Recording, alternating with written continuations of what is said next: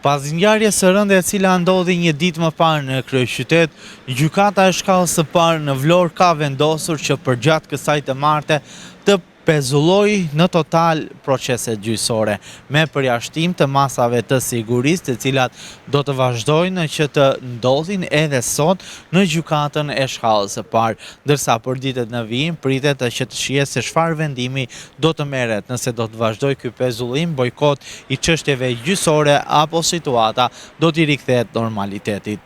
Në gjykatën e shkallës së parë të jurisdiksionit të përgjithshëm në Vlorë do të trajtohen vetëm çështjet që kanë të bëjnë me dhënien e masës së arrestit apo edhe me lëshimin e urdhër arresteve. Të gjitha kategoritë e çështjeve gjyqësore do të jenë të pezulluara.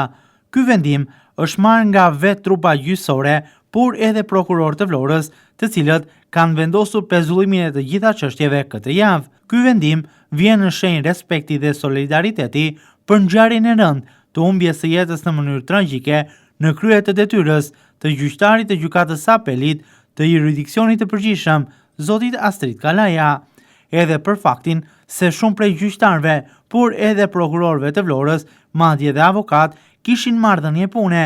Njiheshin personalisht me zotin Kalaja për të marrë pjesë më pas edhe në ceremoninë mortore në nderim të të ndjerit. Të hënën e javës që vjen, pritet që togat e zeza në Vlorë të rikthehen në punë, ku do të trajtohen edhe çështje të ndryshme gjyqësore të tipologjive të ndryshme. Siç mësohet, të pezulluara do të jenë me qindra çështje përgjatë kësaj jave dhe me dhjetra të tillë këtë të martë. Çështje këto me karakter të ndryshëm që trajtohen çdo ditë në gjykatën e Vlorës.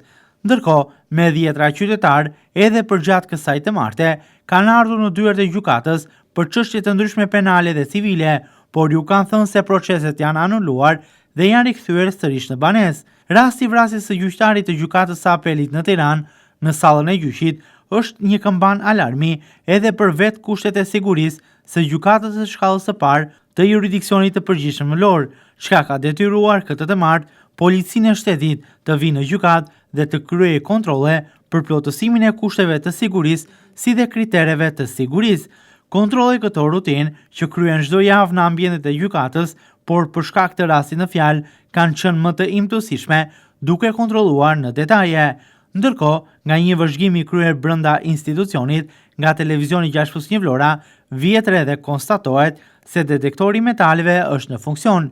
Gjithashtu, ambienti survejohet me kamerat e sigurisë, të cilat filmojnë edhe pjesën e korridoreve, por edhe pjesën e jashtme të ambienteve. Godina, por edhe ambientet në brendësi survejohen gjithashtu nga roje të sigurisë, të cilët qëndrojnë aty deri në funksionimin e plot të institucionit në fjalë.